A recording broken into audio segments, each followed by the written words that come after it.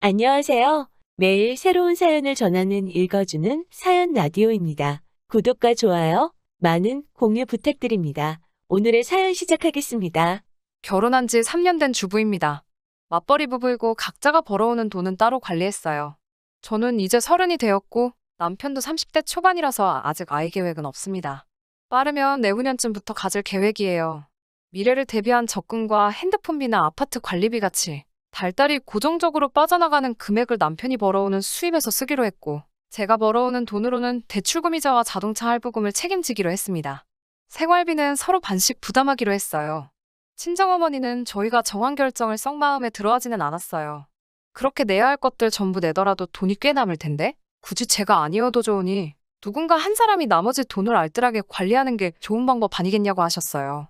두 사람 벌이는 합쳐서 500원저리 정도 됩니다. 누가 더 돈을 많이 번다고 하기 어려울 정도로 남편과 저의 수입은 비슷한 편이고요. 그런데 남편이 벌어오는 돈 중에 주식 같은 걸로 부수입이 꽤 많았는데 매달 금액이 다르니 관리가 어렵겠더라고요. 그래서 각자 관리하게 된 거예요. 남편이 주식이나 코인 같은 걸 하면서 매달 넉넉한 수익을 낸다고 보장하기 어렵기 때문이지요. 낼 거 다 낸다고 하더라도 각자 앞으로 달에 100만 원씩은 남았기 때문에 저희 형편에 각자 필요한 곳에 쓰기에는 넉넉한 금액이기도 했어요. 저도 남편처럼 주식 같은 걸 투자해서 돈을 벌고 싶었지만 워낙 겁도 많은 데다가 원금을 날릴 수도 있다는 사실 때문에 저는 그냥 따로 저금 통장을 하나 만들었어요. 이제 1,500만 원 정도 모여 있습니다.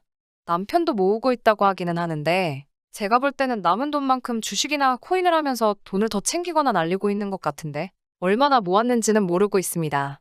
각자의 돈은 서로 터치하지 않기로 약속했기 때문이에요. 서로 남는 돈을 관리하는 방식이 틀린 것처럼 저와 남편은 돈 개념에 있어서는 많이 틀린 편이에요. 저는 알뜰한 편은 아니지만 씀씀이가 해픈 것도 아닙니다. 결혼 생활 3년간 갖고 싶은 것들이나 필요한 것들 다 사면서도 돈을 꽤나 모았으니까요. 남편의 경우는 조금 달라요. 돈을 써야 할 때는 아까워하지 않고 팍팍 쓰는데 아닐 때는 또 그렇게 짠돌이일 수가 없어요. 저한테 선물도 자주 해주고 다 좋은데 단 하나 단점이 있다면 먹는데 쓰는 돈을 그렇게 아까워해요. 같이 장을 보러 갔는데 오렌지 주스가 마시고 싶어서 카트에 담으니 돈 아깝게 무슨 과일 주스냐고 말하면서 값싼 과일향이 첨가된 음료수로 바꿔버려요. 그리고 제가 그날이 되면 소화가 잘 안 돼서 요거트 같은 걸 사거든요. 그러면 또 저보고 뭐 그렇게 사치스럽냐면서 우유를 집어와요. 자기가 집에서 밥솥으로 만들어준다고요. 집에 와서 만들어주면 불만이라도 안 생기겠는데 가뜩이나 그날이라 예민해져 있는데 제가 먼저 화내면서 짜증을 부리기 전까지는 귀찮다고 만들어주지도 않아요. 하루는 이런 걸로 짜증 부리는 것도 아닌 것 같아. 퇴근길에 제 돈으로 요거트 몇 개를 사다 놨어요. 제 돈 주고 사온 거는 또 별말하지 않고 저 없을 때마다 몰래 하나씩 꺼내 먹더라고요. 고기도 제일 값싼 부위만 고집해요. 간을 세게 해서 먹으면 사구려 부위도 맛있게 먹을 수 있다고요. 돼지갈비찜이라도 먹으려 치면 국물용 등뼈를 사가지고 그걸로 해 먹어야 했어요. 라면도 인터넷에서 무슨 업소에서 쓰는 대용량 스프를 사가지고는 사리면을 가져다가 끓여 먹게 했습니다. 국물이 남으면 자기가 도시락으로 싸가서 다음날 밥 말아 먹겠다고 버리지도 못하게 하고요. 밥 말아 먹을 만큼 양도 안 되는데도 그걸 버렸다가는 그렇게 해퍼서 돈은 언제 모으냐고 잔소리를 시작합니다. 라면 스프가 제품에 있는 거랑 똑같다고 해도 사리면으로 끓여 먹으면 그 맛도 안 나요. 생필품 같은 거 살 때는 먹는 거보다 더해요. 남편은 씻을 때 샴푸 말고 아무것도 안 써요. 바디워시도 없고 세안제도 없어요. 오직 리필용으로 파는 대용량 샴푸 하나 사서 그걸로 머리부터 발끝까지 다 씻어요. 그걸로 그날 신은 양말이랑 팬티까지 세탁하고 나와요. 저한테 시키는 게 아니니 크게 불만은 없는데 세탁소에 드라이클리닝 맡기는 것도 싫어해서 제가 필요해서 2,000원 주고 스프레이용 섬유탈취제 하나 사왔더니 저보고 제정신이냐고 입에 거품을 물고 잔소리를 한 적도 있어요. 어느 정도 절약하는 건 애교로 봐주겠는데 솔직히 이런 식으로 아낀다고 가게에 엄청나게 보탬이 된다는 느낌도 없고 남은 생활비는 저금으로 돌리기는 하는데 그 액수가 그렇게 크게 와닿을 정도는 아닙니다. 말씀드렸다시피 남편이 또 써야 할 때는 아끼지 않고 쓰는 편이라서. 그런데 얼마 전에 사건이 터져버리고 만 거예요. 출근할 때 보통 아침에 같이 출발하는데 제가 개인적인 사정이 있어서 반차를 내고 그날은 오후에 출근하게 되었습니다. 생각보다 아침에 봐야 할 일이 금방 끝나버려서 시간이 남아서 집 청소나 대충 해두고 출근을 하려고 했어요. 전날 저녁에 남편이 친구들하고 게임하면서 마시던 맥주캔을 버려두지 않고 컴퓨터 책상 위에 그대로 두었더라고요. 빈 맥주캔들을 정리하다가 마우스를 건드려서 남편 컴퓨터에 전원이 들어왔어요. 컴퓨터 화면에 이메일이 열려 있었는데 핸드폰 게임 결제 내역이 떡하니 띄워져 있더라고요. 그 금액은 자그마치 30만 원이나 되었어요. 저는 깜짝 놀라서 남편 이메일을 뒤져 결제 내역 몇 개를 더 찾아봤어요. 그동안 한 달에 100만 원 가까이 되는 돈을 저 몰래 핸드폰 게임에다가 결제를 하고 있었던 거죠. 그날 저녁에 그걸 가지고 대판 싸웠어요. 과일 주스 사는 것 가지고도 저한테 씀씀이가 해프다고 잔소리를 해대던 사람이 대체 무슨 정신으로 핸드폰 게임에 달달이 100만 원씩을 쓰고 있냐고 한마디 했어요. 남편은 그걸 가지고 각자 돈은 알아서 관리하기로 하지 않았느냐고, 왜 이제 와서 큰 소리냐고 뭐라 하더라고요. 자기가 생활비를 안 준 적이 있냐, 내야 할 돈을 밀린 적이 있냐 하면서요. 그동안 핸드폰 게임 같은데 쓰라고 잔소리 참아가며 나 먹고 싶은 거 못 먹어가면서 아낀 게 아니라고. 나는 그래도 모아놓은 돈이 꽤 되는데 너는 모아놓은 돈이 얼마나 되길래 이런 데다가 돈을 쓰냐고 한마디 했어요. 따로 모아놓은 돈이 있냐는 질문에는 계속 대답을 회피하면서 뭐냐 알겠다. 앞으로는 진짜 절약하며 사는 게 뭔지 보여줄게. 이러면서 되려 저한테 큰 소리를 빵빵 치더라고요. 그날부터 각자 관리하던 개인 계좌는 월말에 서로 어디에 쓰고 얼마가 남았는지 내역을 서로 공개하기로 했어요. 여전히 개인 돈은 각자 관리하며 필요한 데 쓰되 월말에 지출 내역을 서로 공유하면서 반성도 하고 하면서요. 남편이 그동안 모아놓은 돈은 500만 원도 되지 않았어요. 그래도 며칠 뒤에 몇백만 원이나 투자한 게임은 아는 형님에게 팔았대나 뭐래나 하면서 돈 200만 원을 가지고 오더라고요. 여태까지 거기에 퍼부은 돈에 비하면 본전의 반도 못 건지는 금액이기는 했지만 그래도 순식간에 정리하는 모습을 보여주니 저는 이제 남편이 다시 정신 차린 줄 알고 내심 기뻤어요. 그런데 그날 이후로 짠돌이 근성이 더욱 더 심해지더군요.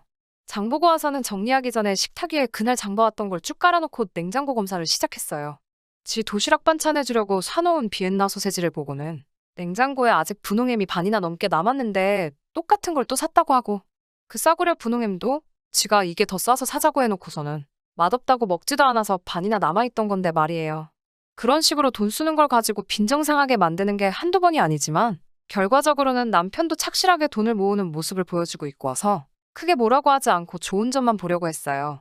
그런데 남편은 그날 사건을 가지고 아직도 저에게 앙심을 품고 저를 크게 한 방 먹이더라고요. 지난 1월이 친정아버지 생신이셨어요. 원래는 퇴근 후에 남편과 만나 지방에서 올라오신 두 분과 같이 식사를 하기로 했는데 제가 급한 회사 일이 생겨야 야근을 하게 되면서 도무지 시간을 맞출 수 없게 되었어요. 친정부모님이 이 시국에도 저희와 식사 한번 하신다고 가게 문까지 일찍 닫고 지방에서 2시간 걸려 버스 타고 힘들게 올라오신지라 그냥 돌아가라고 하기도 뭐해서 남편에게 미안한데 혼자서 두 분 식사 좀 대접해달라고 부탁을 하게 되었어요. 남편과 식사를 끝내고 집으로 돌아가시던 어머니한테 전화가 왔습니다. 회사 일 때문에 못 가서 미안하다고 다시 한번 싸가드리고 박서방이 뭐 맛있는 거 사줬어? 하고 물어봤어요. 응, 덕분에 잘 먹었다. 하고 대답은 하셨는데 시큰둥하게 대답하시길래 낌새가 이상해서 뭘 드셨냐고 물어봤어요. 터미널까지 마중 나가서는 어디 좋은 데 가지도 않고 터미널 근처에 있는 중국집에서 짜장면 한 그릇씩 사줬다고 하네요. 다른 날도 아니고 지장인어른 생신에 말이죠. 퇴근하고 집에 돌아오니 남편은 저 돌아온지도 모르고 컴퓨터 화면만 뚫어져라 쳐다보고 있더라고요. 너무 화가 나서 그 자리에서 뒤통수를 한 대 쳐버렸어요. 이게 뭐 하는 짓이냐고 화를 내더군요. 저도 화가 가시지 않아서 대체 무슨 생각으로 장인어른 생신날에 짜장면을 사줄 수가 있냐고 한마디 했어요. 남편은 뭘 그렇게 잘했는지 오히려 저한테 큰 소리를 치면서 장인 장모님 평소에도 고기는 질리도록 보지 않느냐고, 그리고 쓸데없는데 돈 쓰지 말라고 한 사람이 누군데 이제 와서 또 큰 소리냐고 저한테 뭐라 하더라고요. 저희 부모님이 정육점을 하고 계시거든요. 정육점을 하시는 게 고기를 파는 거지 매일같이 드시는 게 아닌데, 남편은 말도 안 되는 논리로 자기가 고기가 질리셨을 두 분을 위해 배려한 거라고 소리를 버럭버럭 지르고 있으니 정말 꼴보기가 싫더라고요. 평소에 양가 부모님 생신 때 자주 외식을 하면서도 지 부모님한테도 도무지 돈 쓰기를 아까워하는 건 알고 있었지만 이 정도로 형편없이 대접하지는 않았거든요. 말 그대로 그때 그 사건 이후로 저 한번 어떻게 먹이려고 작정을 하고 있었던 거예요. 거기에 제가 회사 일 때문에 같이 있지도 못하게 되었으니 속으로 때는 이때다 하면서 얼마나 쾌재를 불렀을까요?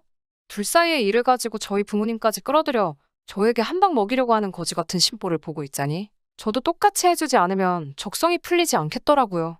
그리고 벼르고 벼르다가 드디어 지난 구정 때 일입니다. 일정은 시댁에 먼저 들려 이틀을 보내고 친정에 들러 하루, 그리고 집으로 돌아오기로 했어요. 저는 제가 준비한 선물 상자를 들고 차에 탔어요. 남편이 그걸 보고 뭐냐고 묻길래 시부모님 드리려고 옷 좀 몇 벌 샀어 라고 대답만 해줬어요. 에이 무슨 명절에 선물이야 하면서 뭘 그렇게 옷을 많이 샀어 하는데 표정은 웃고 있는 걸 보니 제가 지네 부모님 거 신경 써서 준비한 거라고 생각했는지 기분 하나만큼은 좋아 보이더라고요. 그 안에 뭐가 있는지도 모르고 말이에요. 시부모님 뵙자마자 인사드리고 선물 상자를 내밀었어요. 두 분도 상자 받을 때 기분 좋아라 하시다가 상자 안에서 옷을 꺼내 펼치시더니 표정이 굳으시더라고요. 얘야, 옷이 좀 많이 큰 것 같다? 네, 알고서 산 거예요. 어머님, 아버님 세탁소 하시잖아요. 백화점에 갔는데 옷들이 마침 사이즈 큰 것들만 다 특가로 팔고 있길래 줄여서 입으시면 될 것 같아서 여러 벌 집어왔어요. 사이즈 줄이는 거 두 분한테는 일도 아니시잖아요. 이렇게 사니까 돈도 엄청 절약되고 좋더라고요. 네, 저는 세탁소를 운영하시는 시부모님께 일부러 사이즈가 큰 옷 선물을 해드린 거예요. 남편이 친정부모님 정육점 하시는 걸 가지고 고기 사드릴 필요가 뭐가 있냐고 따졌으니 저도 똑같이 세탁소 하시는 시부모님께 옷을 직접 수선해서 입으시라고 준비했습니다. 저도 남편과의 유치한 싸움에 시부모님을 끌어들인 게 죄송하기는 했지만 아무것도 모르고 여태껏 기분 좋아하던 남편 표정이 일그러져 있으니 속 한번 후련하더라고요. 남편이 저희 부모님 짜장면 사드릴 때도 이런 기분이었을까요? 남편은 시부모님 앞에 계신 것도 신경 쓰지 않고 저한테 뭐라 한마디를 하더라고요. 저보고 유치하게 1억이냐고 따지길래 저도 일부러 시부모님 들으시라고 그러면 장인어른 생신날 두 분한테 짜장면 한 그릇씩 대접한 건 괜찮고? 하고 말하면서 남편이 저희 부모님한테 한 행동 그리고 각자 관리하던 돈 가지고 쓸데없는데 몇백만 원 날려먹은 사건들을 낱낱이 시부모님 앞에 말해버렸어요. 싸우면서 자동으로 자초지종을 들으시니 시부모님께서도 제가 무슨 뜻으로 이런 걸 준비했는지 한 번에 이해하시고는 남편을 나무라시더라고요. 제 편을 들어주시는 것까지는 기대도 한 적이 없는데 그동안 제가 남편 때문에 마음고생한 걸 이해해 주시는 것 같아서 눈물이 훌쩍훌쩍 났어요. 결혼 전부터 짠돌이였던 남편인 걸 알고 계셨던 시부모님은 그런 모습 때문에 남편이 돈 관리를 직접 하는 부분에 대해서 터치를 하신 적이 없다고 하셨어요. 그런데 이번 사건을 계기로 두 분께서도 잘못 생각하셨다며 앞으로 돈 관리는 제가 전적으로 맡아서 하라며 경제권을 저한테 넘겨주셨습니다. 남편 머리로 생활 전반에 관련된 모든 지출을 하고 거기서 남은 돈과 제가 버는 돈은 그대로 제가 관리하고 남편은 저한테 용돈을 타서 쓰는 식으로요. 그리고 시부모님께 드리려고 사온 옷들은 전부 고스란히 챙겨와서 환불받았습니다.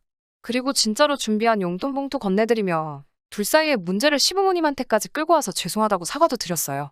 친정에 도착해서도 남편은 그날 짜장면 사건에 대해 자초지종을 직접 설명하고 저희 부모님께 사과도 드렸고 그날 저녁 식사만큼은 남편 돈으로 생일상 못지않게 거하게 외식하고 돌아왔습니다. 물론 남편이 강제적으로 사지 못하게 했던 먹거리나 생필품들 사게 되면서 가계 지출은 조금 늘어난 건 사실이에요. 그래도 제가 전반적으로 지출 관리를 하고 있으니 그만큼 저금하게 되는 액수도 늘어날 것 같습니다. 남편은 아직도 호시탐탐 자기 돈 자기가 관리할 기회만 노리고 있는 것 같아요. 용돈은 넉넉하게 주고 있습니다. 혼자 관리할 때보다 줄겠지만 그걸로 주식을 하든 코인을 하든 어떻게든 불려서 필요한 데 쓰라고요. 물론 요즘 같은 상황에 주식 함부로 건드리는 거 아닌 거 알고 있지만 이제 자기가 자기 돈은 알아서 굴리게 되었으니 허튼데 돈 쓸 일도 없겠죠? 또 허튼데 돈 썼다가는 그 용돈마저도 끊어버린다고 엄포를 놓았어요. 제가 준비한 이야기는 여기까지입니다. 이제 남편이 돈 가지고 뻘짓하는 일은 없겠지만 또 다른 이야기거리가 생기면 나중에 또 사연 한번 보내보도록 할게요. 긴 이야기 들어주셔서 감사합니다. 오늘의 사연은 여기까지입니다. 구독과 좋아요, 알람 설정해주시면 앞으로 더 좋은 사연으로 찾아오겠습니다. 감사합니다.